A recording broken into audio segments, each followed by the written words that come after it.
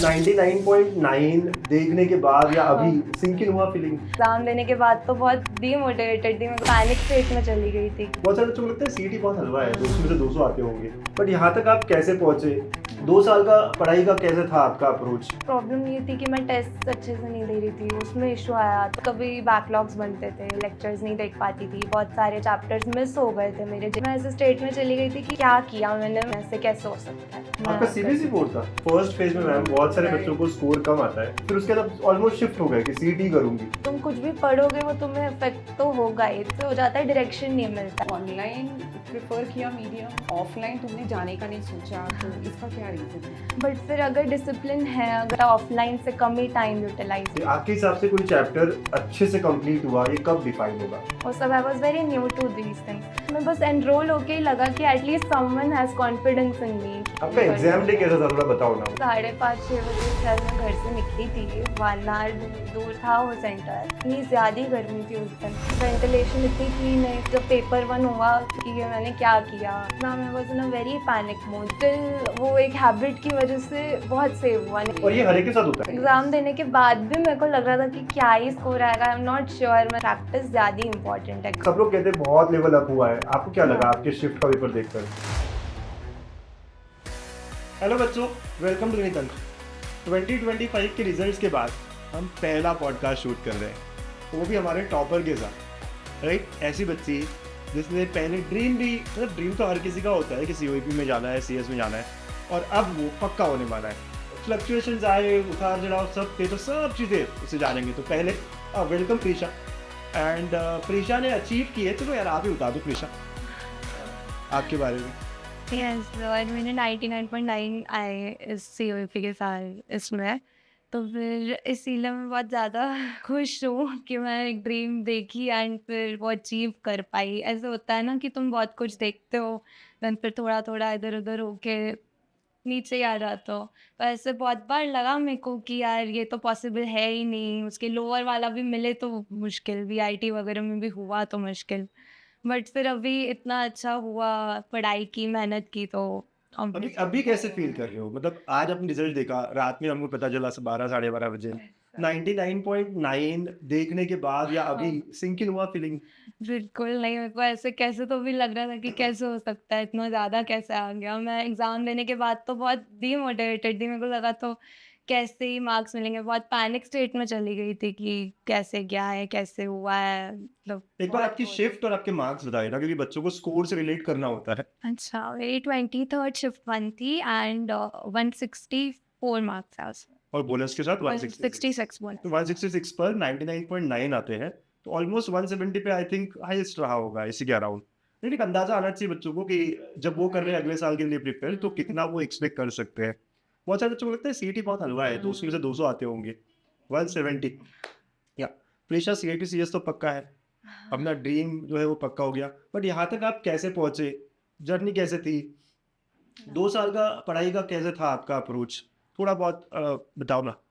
जब मैंने स्टार्ट किया था तब मैंने सोचा था कि मैं चलो अभी जेईई के लिए प्रिपेयर करती हूँ, उसके बाद फिर देखेंगे अगर लास्ट 1 ईयर में सीईटी के लिए हो जाएगा उसके थ्रू। ऐसे कर करके मैंने स्टार्ट की थी प्रिपरेशन। फिर 11th में मैं अच्छे से दे रही थी, वो सब मतलब लेक्चर अच्छे देख रही थी, सब कर रही थी, वो सब हो रहा था, नोट्स वगैरह सब अच्छा चल रहा था। फिर बट उसमें एक प्रॉब्लम ये थी कि मैं टेस्ट अच्छे से नहीं दे रही थी, उसमें इशू आया, तो मेरे को समझना नहीं था कि मैं एग्ज़ाम में कैसे फेस करूँ। ओके। फिर 12th तक भी ऐसे हुआ थोड़ा बहुत, कभी बैकलॉग्स बनते थे, लेक्चर्स नहीं देख पाती थी, बहुत सारे चैप्टर्स मिस हो गए थे मेरे जेईई मेंस के अटेम्प्ट 1 तक। मैं ऐसे स्टेट में थी कि यार इतने अच्छे-अच्छे जैसे वेक्टर्स हो गए, 3D ज्योमेट्री, ये सारे चैप्टर्स ही मैंने नहीं किए थे। तो ओके। मैं ऐसे स्टेट में चली गई थी कि यार ये इतने ईज़ी और स्कोरिंग है, तो क्या किया मैंने? मैं बहुत बहुत प्रेशर में चली गई थी। मतलब आप कह रहे हो फेज 1 मतलब जैन ऑफ योर एग्जाम, मतलब अभी हाँ। बस 2 महीने में एग्जाम्स है, 3 महीने में एग्जाम्स है, और आपके बहुत से चैप्टर्स हुए भी नहीं थे। हाँ, और मैंने बहुत सारे टेस्ट भी अटेम्प्ट नहीं किए थे। मैंने बस 1-2 टेस्ट दिए रहेंगे, उसमें भी बहुत लो स्कोर आ रहा था। तो मैं बहुत ज़्यादा वो हो गई थी कि 2 साल है प्रिपेयर्ड, इतना ज़्यादा मेहनत की एंड देन अगेन ऐसे कैसे हो सकता है? फेज 1 में क्या स्कोर था? आई थिंक 90 मार्क्स आए थे मेरे एंड 90 परसेंटेज। 90%। ओके। यस। और उससे फिर आपने हाँ, फिर उसमें आई वाज़ लाइक पुणे में तो 90 परसेंटाइल एंड जेईई में कुछ कॉलेज तो नहीं मिलने वाला है। तो ऐसे हो गया था कि यार अभी 2-3 महीने उसमें बोर्ड्स भी है, उसमें इतना सीईटी भी अभी आ रहा है, तो मैं क्या करूँ, कैसे करूँ? मैं बहुत पज़ल्ड हो गई थी कि what should I do now? तो ऐसे ही प्रिपेयर करते गई बोर्ड्स के लिए, बुक्स पढ़ी एनसीईआरटी को तो मैंने 2 साल हाथ भी नहीं लगाया था एक्चुअली। मैं ओके। बस लेक्चर्स देखती थी, उसके नोट्स देखती थी एंड उसके थ्रू मैं आपका सीबीएसई बोर्ड था? सीबीएसई बोर्ड यार था। तो फिर सीईटी की प्रिपरेशन को टाइम कम मिला होगा, बिकॉज़ सीबीएसई एग्ज़ाम बहुत लंबा चलता है हाँ, मेरा एक्चुअली लास्ट वाला 30th मार्च को था। और अप्रैल में एग्ज़ाम थी। बट देन उस कंप्यूटर साइंस का था एग्ज़ाम, बट उसके साइमल्टेनियसली मैं कर लेती थी सीईटी के लिए भी प्रिपेयर, थोड़ा बहुत वन शॉट्स देख के बहुत, क्योंकि वन शॉट्स क्या होता है, थोड़ा टाइम सेविंग भी होता है कि तुम 2 घंटे में चैप्टर कवर कर रहे हो, सारा सम अप हो जा रहा है, फिर उसके बाद बस क्वेश्चन प्रैक्टिस करनी है। राइट। ये आपने सही किया कि फर्स्ट फेज में मैम बहुत सारे बच्चों को स्कोर कम आता है, रियलाइज करते हैं बट फिर भी फेज 2 के लिए अटेम्प्ट देते हैं। तो आप इसने जो करा कि भाई फिर उसके बाद ऑलमोस्ट शिफ्ट हो गए कि सीईटी करूंगी, हाँ, बिकॉज यू मतलब रियलाइज कि ऐसे इसमें ही कुछ हो होना नहीं गया है। था, क्योंकि मेरे को लग रहा था कि मेरे को अभी सीओईपी चाहिए, तो उसके लिए बेस्ट अप्रोच तो वही है कि तुम सीईटी में प्रॉपर फोकस करो, एंड वो फोकस करने की वजह से भी मेरे को जेईई में बहुत अच्छे मार्क्स मिले। कितना था नेक्स्ट शिफ्ट में? 97.44% आई तब सिर्फ सीईटी किया सेकंड फेज में और उसमें हाँ, उसमें भी बहुत सारे दो जुगाड़ तो लगे ही थे, वही तो वेक्टर्स के क्वेश्चंस है। तो इसीलिए हेल्प तो बहुत किया, मतलब तुम कुछ भी पढ़ोगे वो तुम्हें इफेक्ट तो होगा ही। मतलब मैंने 1-2 साल इतना कॉन्फिडेंट नहीं थी, बट वो कहीं न कहीं हेल्प होता है थोड़ा बहुत। ऐसे लगता है कि मतलब क्या से हो जाता है, डायरेक्शन नहीं मिलता है। तुम पढ़ते जाते हो, उसका टेस्ट में स्कोर नहीं आता है, तो ऐसे लगता है कि ये तो मैंने कुछ पढ़ा ही नहीं है, बट फिर ऐसे नहीं होता है, तुम्हारे दिमाग में वो चीज़ रहती है, तुम्हें बस थोड़ा डायरेक्शन देना होता है। तुम वन शॉट देख लिए, थोड़ा सम अप हो जाए, फिर उसके बाद हाँ, तुम कर लेते हो अच्छा परफॉर्म। नाइस, वेरी नाइस यार। तो फिर तुमने ऑनलाइन प्रेफर किया मीडियम, ऑफलाइन तुमने जाने का नहीं सोचा, तो इसका क्या रीज़न है? एक्चुअली उसका ऐसे था कि अब मैं ऑफलाइन जाऊंगी, उसमें फिर प्रॉपर एक कोचिंग मेरे को असाइन हो जाएगी, फैकल्टी असाइन हो जाएगी, एंड कल को अगर मेरे को समझ में नहीं आया उनका कि क्या वो समझा बोलना चाह रहे हैं, हम कैसे वो टीच कर रहे हैं, फिर तुम सब पूरा एडमिशन प्रोसेस सब कर लोगे, जा रहे हो प्रॉपर ट्रैवलिंग का, फिर उधर जाके नहीं हुआ तो you can not change anything. तो इसीलिए आई थॉट कि ऑनलाइन में इतने अच्छे रिसोर्सेज आ गए हैं, एवरीथिंग इज़ देयर, सारे पीवाईक्यूज प्रॉपर मिलते हैं, सारी चीज़ें, लेक्चर्स इतनी सॉर्टेड वे में है, तो why to not go for that. कभी रात में अगर you are active, you want to study, then you can study well रात में भी, कभी भी you want. If you miss 1-2 lectures you can rewatch. लोग उल्टा सोचते हैं, हाँ, पता है। लोग ये कहते हैं यार ऑनलाइन पढ़ेंगे तो पता नहीं रोज पढ़ पाएंगे क्या, ऑफलाइन वो डंडा जरूरी है। हाँ, वो बात इस तो तरह की है। बात होती है। बट फिर अगर डिसिप्लिन है, अगर तुम जा रहे हो इतना ट्रैवल करके, तो फिर इतना डिसिप्लिन तो ला ही सकता है ना कि चलो ये टाइम रखता है, मैं किसी ना किसी एक पर्सन को बोल देता हूँ, मेरे को जगाए, वो इंश्योर करे कि मैं अंदर बैठा हूँ पढ़ रहा हूँ, तो पॉसिबल तो है। तुम अगर 4 घंटे भी दोगे तो तुम्हारा तो उल्टा ऑफलाइन से कम ही टाइम यूटिलाइज हो और रहा है। आपने कहा कि चेंज करने नहीं मिलेगा, नहीं। या पता है ऑनलाइन में क्या होता है, लोग चेंज ही करते रह जाते हैं। हाँ। मतलब ये चैनल देख लिया, इसमें केमिस्ट्री अच्छा नहीं लगा, अब कौशल मैम को देख लिया, उसमें केमिस्ट्री अच्छा नहीं लगा। ऐसे मतलब ऐसे करते रहते बच्चे, they go on hopping from channel to channel, तो फाइनली उन्हें कोई अच्छा मिलता भी नहीं है। हाँ, तो ये आपके केस में नहीं हुआ कि यार आपने बहुत चैनल्स खोजे और मिले ही नहीं आपको चीजें? जेईई मेंस फेज 1 में ऐसे हो रहा था कि मैं देख रही हूँ, मेरे को समझना नहीं है, थोड़ा कम टाइम है, मैं क्या करूँ?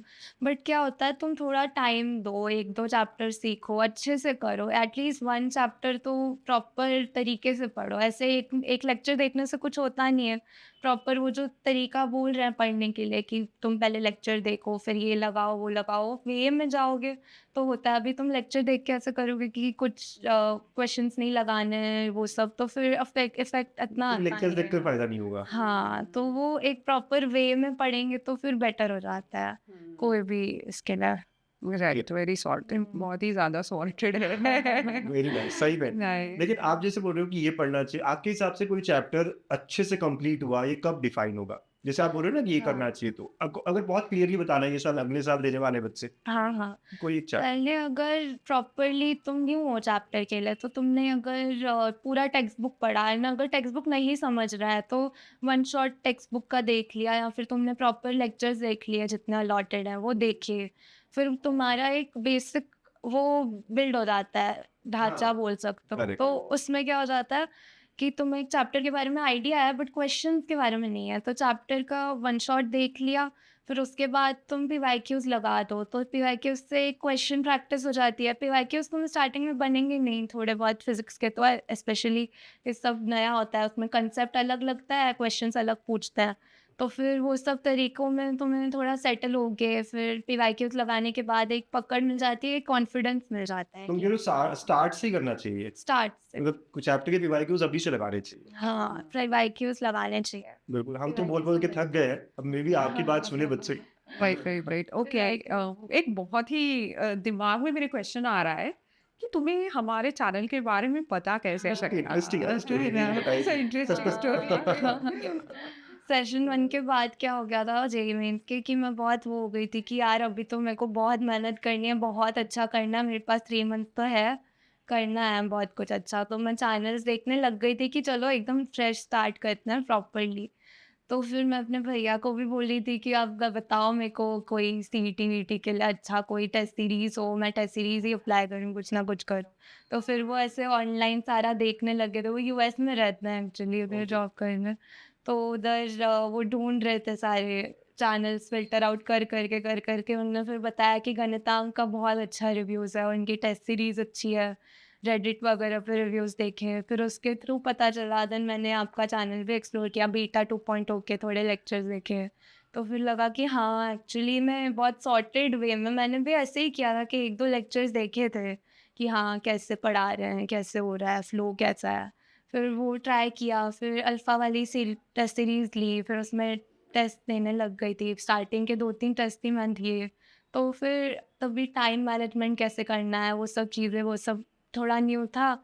140 के अराउंड तभी आ रहे थे, 135 140, तो वैसे कर करके फिर मेरे को लगा हाँ ये बहुत इफेक्टिव है, अच्छा लगा देख के। 140 दिया तो डिस्करेज नहीं हुई यार, मेरी तो पूरी पढ़ाई होगी, 140 आ रहे हैं। हाँ, मेरे को एक्चुअली कोई आइडिया नहीं था कि सीईटी के मार्क्स स्कीम कितने हैं, कितने मार्क्स में कितनी परसेंटाइल होती है, और सब I was very new to these things. तो मैंने टेस्ट सीरीज़ दी, फिर सुपर 30 करके आपका था, उसमें मेरे को था कि आपने बोला था एक टेस्ट होएगी, उसके बेसिस पे सिलेक्ट करेंगे, तो आई वाज वेरी रेडी कि हाँ भाई I need to be good at this test, अच्छे से मेरे को परफॉर्म करना है। एंड फिर मेरे को कॉल आया कि यू आर सिलेक्टेड, तो मेरे अंदर एक मोटिवेशन आ गई थी। पहले तो आई वाज वेरी डिसहार्टेंड कि नहीं मिल रहा है कुछ, देन आई वाज लाइक अच्छा हाँ अभी है, स्कोप हो सकता है थोड़ा, अगर मैं करूँगी मेहनत थोड़ा। सुपर 30 में पुश मिला आपको? हाँ, हाँ, मतलब उसमें बस एनरोल होके ही लगा कि at least someone has confidence in me, कि मैं, मेरे को खुद पे नहीं था कि मैं क्या कर रही हूँ, ये कैसे है, but at least someone is there कि हाँ भाई ही थिंक्स कि हो सकता है कुछ। करेक्ट। तो फिर उसकी वजह से बहुत पुश मिला मेरे को, फिर Right. पढ़ाई किया। ये इसके तो मैं वही किस्से बता रहा हूँ, जैसे कह रहे थे खुद पे कॉन्फिडेंस नहीं था, जैसे मैं बता भी रहा था आपको राइट कि डे बिफोर एग्जाम भी जब मैं इससे बात कर रहा था, हाफ एन आवर हमने बात करी, उस दिन भी शी वाज लाइक कि पता नहीं सर होगा क्या। मैं इतना श्योर था क्योंकि she was topper, alpha test series में वो कंसिस्टेंटली अच्छा कर रही थी, टॉप 5 में थी हमारे, and I was calling to top 5 कि जो भी है भी अच्छा करना कर। आपसे मेरी बात हुई तो आपसे यही चल रहा था ना, पता नहीं सर कल मैं 6 बजे निकल जाऊंगी, एंड आई डोंट नो कैसे होगा। फिर कहता है ऐसे मत कर यार। बट वही। यार मतलब आई अंडरस्टैंड कि आपकी पर्सनैलिटी उस तरह है कि आप बहुत ओवर नहीं होने देते हो कंपटीशन को अपने माइंड स्ट्रेस पे। बहुत राइट ये और बात है, मेरे को हर एक एग्जाम में हुआ था स्ट्रेस। सेशन 2 के पहले भी मैं वैसे थी कि दूँ कि नहीं दूँ, रहने दूँ, मेरे को स्ट्रेस तो नहीं हो जाएगा, बट फिर हेल्प हुआ, दिया अच्छे से, बहुत फ्री माइंड सेट से दिया।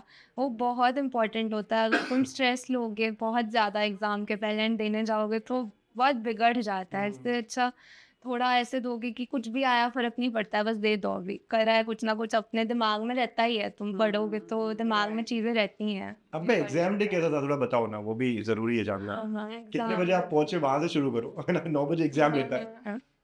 5:30-6 बजे शायद मैं घर से निकली थी, 1 आवर दूर था वो सेंटर।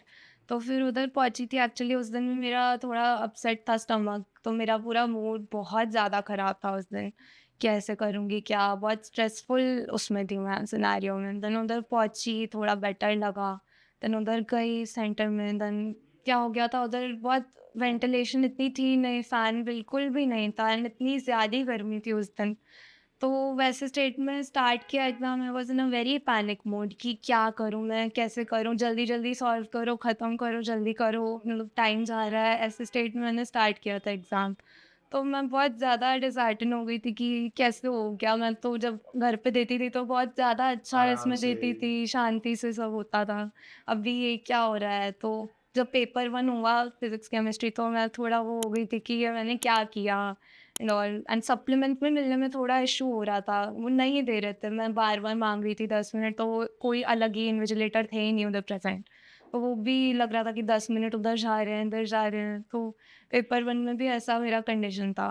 बट फिर ऐसे हो गया था ना कि मैंने इतने सारे टेस्ट सीरीज़ दिए थे, तो कहीं न कहीं मेरे को सॉल्व करने का वो आ ही गया था, हैबिट हो गई थी कि सॉल्व कैसे करना है क्वेश्चन। तो फिर वो भी बहुत हेल्प किया था। मेरा ये माइंड स्टेट गंदा था, बट स्टिल वो एक हैबिट की वजह से बहुत सेव हुआ। नहीं तो अगर मेरा नहीं देती मैं प्रैक्टिस तो बहुत खराब जाता। मेरे को तो 140 150 भी मुश्किल से इतना होता है। इम्पोर्टेंट डे है, उस दिन स्टमक अपसेट है, फिर बाद में वो सप्लीमेंट की वजह से या सेंटर में हवा नहीं है, हमारी और ये हर एक के साथ होता है। ये आपका हाँ, केस ऐसा नहीं है, बहुत सारे सेंटर्स ऐसे ही हैं जहाँ हाँ, लाइट नहीं है ठीक, कंप्यूटर ऑफ हो रहे हैं, बट बहुत हाँ। सारे लोग पैनिक मोड में चले जाते हैं और पीछे हट जाते हैं। आप जो कह रहे हो कि इतनी वही। टेस्ट देके आपने माइंड को प्रिपेयर कर रखा था, हाँ, एग्जैक्टली।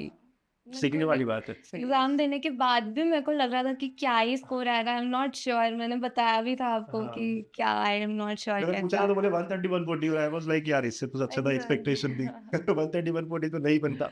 बट वही था कि मैंने दिया तो था, जितना नॉलेज था उसके थ्रू हो गया था। वो एक हैबिट में आना पीवाईक्यूज एंड टेस्ट सीरीज की वजह से बहुत इंपॉर्टेंट होता है। तुम क्वेश्चंस लगाओगे, तुम्हारे कहीं ना कहीं तुम्हें कॉन्फिडेंस नहीं आएगा, बट तुम्हारी मसल या तुम्हारे ब्रेन को हैबिट हो जाती है कैसे सॉल्व करना है। या तो इम्पॉर्टेंट है, प्रैक्टिस ज़्यादा इम्पॉर्टेंट है कभी भी, कोई भी तो अगर मतलब। अगर कोई बच्चा, क्योंकि बहुत लोग समझते हैं 99.9 लाने के लिए जेईई हाँ, मेंस की प्रिपरेशन जरूरी है। हाँ, व्हाट इज योर ओपिनियन कि जेईई मेंस किए बिना सिर्फ एमएससी कोई ठीक से करे, जैसे हाँ। आपका क्या केस था और कैसे था? मैंने जेईई मेंस के लिए 1-2 साल पढ़ा है, उसके लिए बहुत नोट्स बनाए, बट बिलीव मी मैंने लास्ट के 3 महीने, इवन बोर्ड्स के पहले एक बार हाथ में नहीं लगाया वो बुक्स को। तो मतलब वो थोड़ा बहुत तुम्हें कंसेप्चुअली वो बेटर कर सकते हैं, बट अगर तुम टेक्स्ट बुक अच्छे से करो, अच्छे से ग्रास्प कर लो कंसेप्ट, कोई टीचर से अच्छे से प्रॉपरली करो आपसे या कैसे भी, कोई भी सब्जेक्ट का, तो फिर एक वो मिल जाता है चैप्टर का। उसमें ज़रूरत नहीं होती है कि तुम प्रॉपर जेईई के पीवाईक्यूज तो मैंने बिल्कुल भी नहीं लगाया था।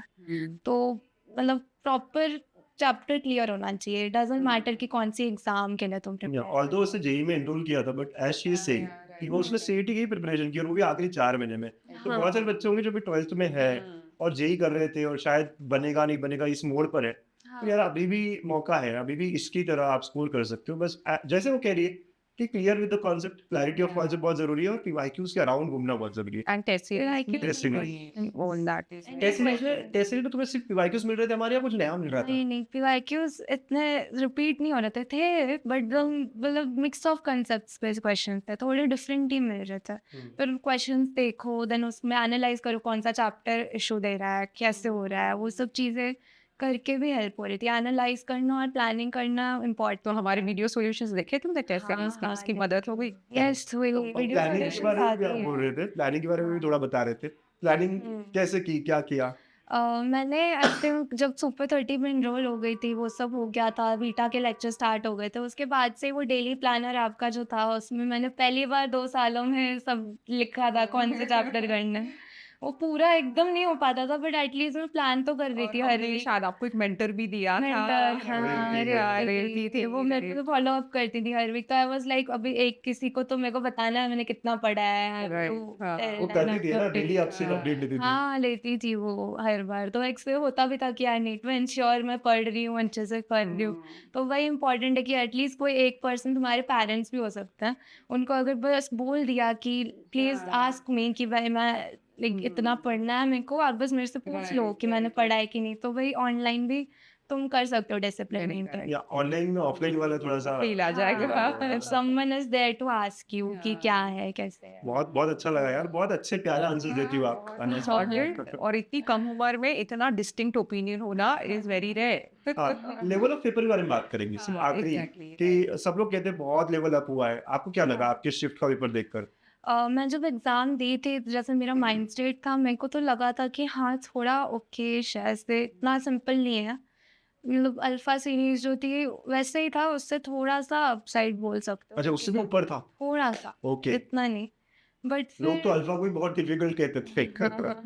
हाँ, इस साल का मेरे को लगा था एग्ज़ाम देने के बाद कि तो टफ तो है ऐसे, वो नहीं है, वो ओके। गलत तो नहीं है ओपिनियन।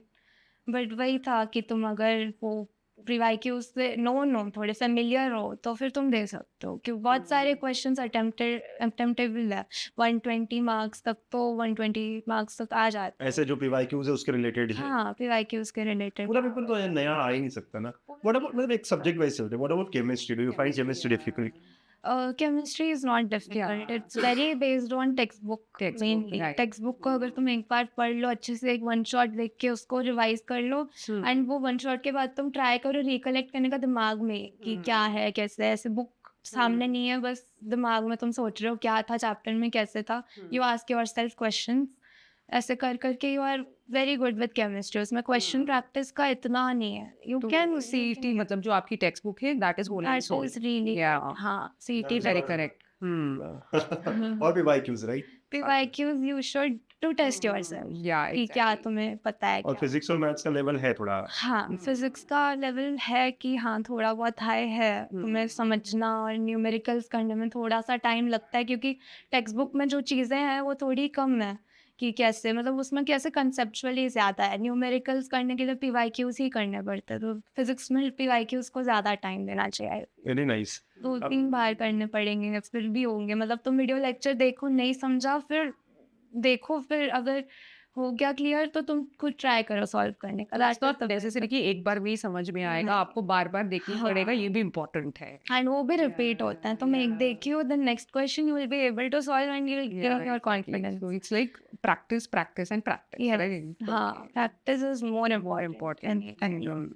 तो फाइनली सीओईपी सीएस बहुत चांसेस है मिल जाए, है ना? और मतलब हाउ मतलब what is your take on the, मतलब अपने जूनियर्स को क्या कहना चाहोगे जो अभी भी सीओईपी सीएस के बारे में ही सोच रहे हैं? ऑलमोस्ट सारे बच्चे यही सोचते हैं कि मुझे सीओईपी सीएस या पीएसईटी सीएस चाहिए या वीटीटीआर चाहिए। तो any suggestions to them, last comments?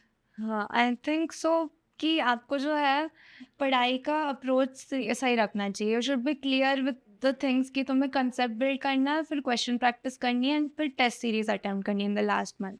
इतना भी कर लोगे तुम्हें भले खुद पे कॉन्फिडेंस नहीं आएगा, बट स्टिल वो रियलिटी में तुम्हारे ब्रेन में आ रही है चीज़ें, वो एक कंसेप्ट क्लियर करने में, क्वेश्चन प्रैक्टिस करने में, एंड टेस्ट सीरीज में कंपनी वैसे वो होने में तुम्हें समझ जाता है कि हाँ भाई ठीक है, हो जाएगा। एग्ज़ाम के दिन अगर ऐसी स्टेट भी हो कि भाई तुम बहुत ज़्यादा पैनिक में हो, तो भी तुम अच्छा कर लोगे, क्योंकि मेरे को तो एक्सपीरियंस हुआ है। मेरे को लगा था बहुत ख़राब मार्क्स आएंगे, बट फिर रियलिटी में just because of these things मेरे मार्क्स इम्प्रूव हुए थे। तो जस्ट फोकस ऑन दीज। ऐसा लगता है कितना सिंपल है ना जैसे बता रही है, ऐसे कर लो ऐसे कर लो ऐसे और बच्चों कर लो, है ना? पहुंच जाओ। इतना ओवर प्लानिंग, मतलब ठीक है तुमने प्लान बनाया, इट फेल्ड, तो मेक अ नेक्स्ट प्लान। ठीक है, फ्रेश प्लान करना, it's okay to start It's like fresh. basically not giving up upon yourself. Yes, you should not give up. आते हैं, मेरे को खुद को इतना हुआ था फर्स्ट अटेम्प्ट के बाद, क्या है ये, what did I do 2 years, ऐसे लगता है इतना टाइम दे रहा है तो क्या किया, नथिंग इज देयर। तो फिर भी हो सकता है बहुत सब। Yeah, exactly. बिल्कुल। और प्रीशा की तरह आप सब भी 99 प्लस क्रॉस कर सकते हो ना, इवन 99.9 जो इसमें शेयर है। So all the very best. आपकी 1 साल की जर्नी बहुत अच्छी जाएगी। ऐसे सीनियर्स की बातें सुनो और इम्प्लीमेंट करो, है ना? सिर्फ सुनना नहीं है। और हाँ, सबसे इम्पोर्टेंट यार, 10 चैनल्स देखते मत बैठो। एक जो है पसंद आया उसे उसको फॉलो करो और प्रैक्टिस भरपूर करो, ठीक है? All the very best. Thank you for joining. Bye. So thank you, Prisha. Very nice. Congratulations once again. Thank you so much.